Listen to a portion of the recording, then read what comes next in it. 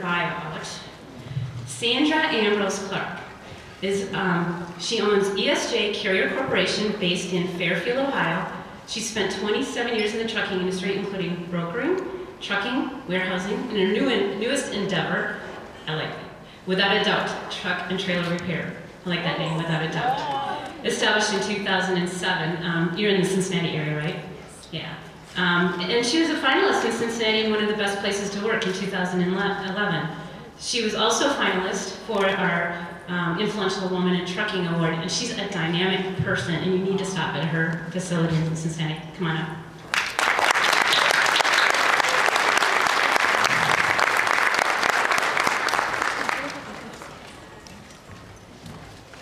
You all are awesome. I wanted to just say that I don't know if you had the opportunity, but I got a picture with Jennifer. And I love it. So you're probably wondering why I'm speaking today. And I just want to let you know, so am I. I really wonder when there's people like Jennifer and people like yourselves out here. I just met Kitty and Lorene, and what an awesome story that they have.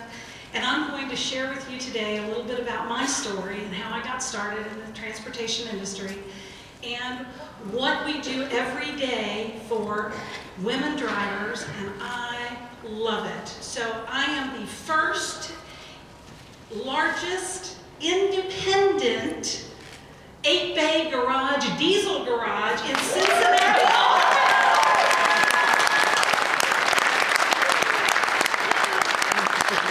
And we want you to park in our lot. We have created a safe haven for you.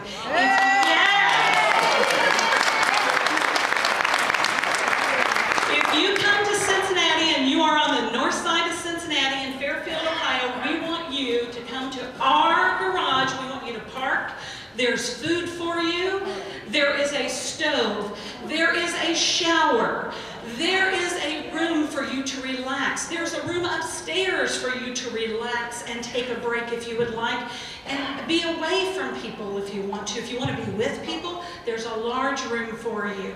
Every Friday, we did it last year every Friday, but now we're doing it once a month. On second Friday of the month, we have a free lunch for you, and we invite all the community and everyone who's there to come and share lunch with us, and we'd love for you to come to our place and share that time. So,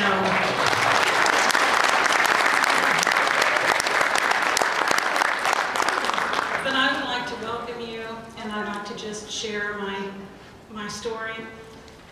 My father started the company 27 years ago. He started in 1986. But I was my dad's absolute best friend.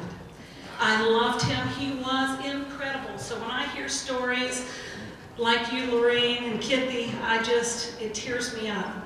But when I was a little girl, my dad was the transportation manager for Hoover Ball and Bearing. And he would come home all the time, and he would empty his pockets, and he would throw balls and bearings down on the floor, and I'd run after him, you know. I had to work out every ball and bearing. And I would ask him, Dad, what do you do? What do you do? And he'd say, come on, let's go to work. We lived in a small town called Cadiz, Kentucky. And so he'd take me to work with him, and he'd be dispatching drivers all day. So naturally, I just picked up the phone and I started dispatching drivers. It came natural. Hi, how you doing? This is Sandy. One thing that I am not, that we have found out, I am not this. They put it on my chair, and I thought they wanted me to calm down a little bit. But my dad would have me come to work, and it was awesome. He picked me up after school every day, and I went to work with him, and I loved it. I love dispatching. I have diesel in my veins. I learned that last week in Las Vegas. I have diesel in my veins. So my dad ended up getting a job in Lexington, Kentucky when I was a senior in high school. And so being that I was Daddy's girl, I wanted to go to Lexington and follow him So he started working in Lexington. I ended up getting a job for National Linen and working for them for a while. But then I decided I wanted to do what I loved doing, which was sales and marketing. So I started my own sales and marketing company. My father ended up moving to Cincinnati, Ohio. He got a job there in Cincinnati, and he had a heart attack. And after the heart attack, he just couldn't function as well as he would like to. So I asked him, I said, Dad, you've always had a dream of being a transportation broker. Why don't you come in my office and why don't you start a transportation brokerage firm? And he said, you know, that's a great idea. I think I'll do that. So his office was right next to mine, and it was like being a kid again. We were dispatching drivers, and it was great. And he wanted to go from Cincinnati to the West Coast, and from the West Coast back, we were hiring owner-operators. We were having a great time. A year, almost to the day after he started, my best friend in the world had a heart attack, passed away. It was a challenging time for me, but I knew I didn't want his business to fail. I knew I didn't want his business to stop. So my mom came in and I came in and we actively started running the business. What ended up happening was, as you know, the market in 1996, when the truck crunch happened, we actively got into trucking and started ESJ Carrier Corporation. And I loved trucking. It was awesome. In 2009, as the market collapsed, we had our challenging times. And so what ended up happening, and after we started ESJ Carrier Corporation, though, I should share a story with you that gave the birth of, without a doubt, truck repair. We had our own trucks. We would have them fixed. So there was a repair garage in Cincinnati, and every time I would come in, it was sort of interesting the way that we were treated. Not quite, you know, a woman in trucking, a little bit different. Well, one day I walked in, and we were spending about $500,000 with him, having him fix our trucks. One day I walked in, and he had had a couple of my trucks for several days, and I said, you know, I can't make any money when my trucks are here. My drivers can't work. I need your help to get my trucks fixed. He yells across the garage, the woman who doesn't know anything about trucking is here, wanting to know about her trucks. Does anybody know anything about her trucks? Well, because I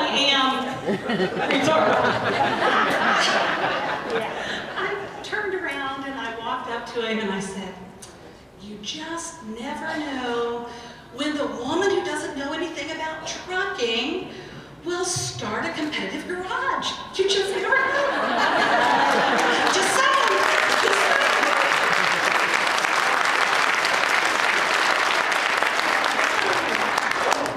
So that gave the birth in 2007. It didn't take me very long to figure out that I wanted to compete, and I wanted a name, and I wanted a name without a doubt. And why did I want that name? Because I wanted you to be assured that without a doubt, you could come into our location, and we started teasing. You know, we'd see signs on 75, have you checked your brakes? Without a doubt. Have you checked your tires? Without a doubt. And we just teased about the name all the time. So I started without a doubt. We started as a 2-bay garage. Today, in June of 2012, we moved to our new location. We are 8 bays. We are 7 a.m. to 12:30 a.m. And we have 16 diesel mechanics to service your every need. So I want you to come to Cincinnati, and let me just share with you a couple of additional things that have happened. The reason that I wanted to share with you how much I appreciate you, if it wasn't for you, I wouldn't have my organization. It takes women to be drivers, and I want you to know I have 122,000 square feet of warehouse space in Tri-County. There's 60 dock doors. If you come to park in Cincinnati and you're on the other side, you're welcome to park at at my warehouse. And again, there's restrooms there for you, there's food for you, there's everything for you there as well. So you can come to either location and have a safe haven for you to be. And the reason I love this organization, Women in Trucking, is because the mission is to be a mentor and to help. I love helping and serving other people. And so this was just a natural. And I love Ellen, and I think that it's awesome, the organization that she started and what she has done. Today, we have, without a doubt, warehouse and logistics, without a doubt, truck repair, ESJ carrier, and you never know, I might be an entrepreneur and start something else. It just depends on what you want me to start. I got to start something else. But you know, there are women that came before us, and this is what I wanted to say, and I really wanted to share with you. Here are just some of the women that have been pioneers like yourselves. Elizabeth Blackwell, 1821, she was born to 1910. She was a pioneering physician. Rosa Parks, the civil rights activist, 1913 to 2005. Eleanor Roosevelt, the First Lady, U.S. Delegate, 1884 to 1962. Mother Teresa, the missionary, 1910 to 1997. Barbara Walters, 1929. She didn't share with us when she got started on, but Barbara Walters. Sandra Day O'Connor, 1930. Supreme Court Justice. Hillary Rodham Clinton, 1947. Secretary of State, former First Lady, former U.S. Senator. Sally Ride, 1951. Astronaut. Oprah Winfrey, 1954. Michelle Obama, 1964. Ellen, 6 years ago.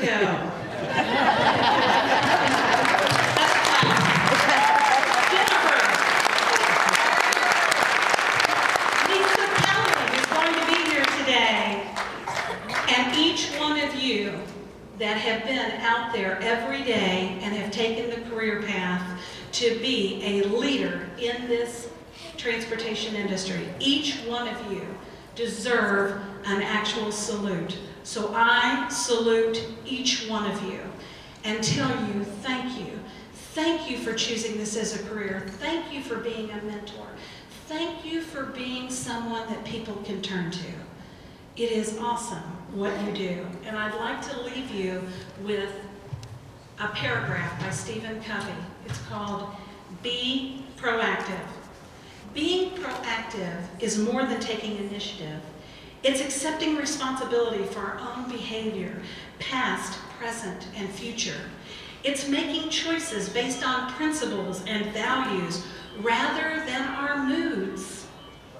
Proactive people are agents of change, Ellen, and choose not to be victims. They choose to be reactive. They choose not to blame others.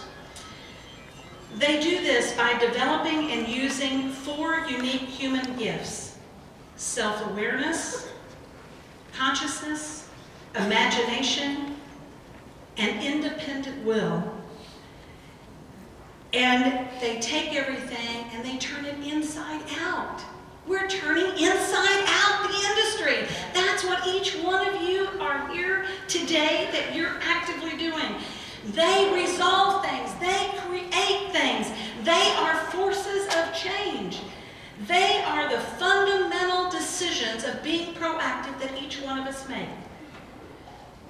Each one of you have had the courage to change. The day that my dad died, he said this to me prior to passing away. He looked at me and he said, "Sandy, fear is a motivator only for a short period of time." Second thing he said is to love people. And if you become cynical, get out of the business. Don't ever become cynical.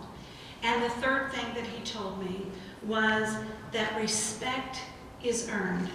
It's not given. And I respect each one of you. Thank you for letting me share my story, and thank you, Ella.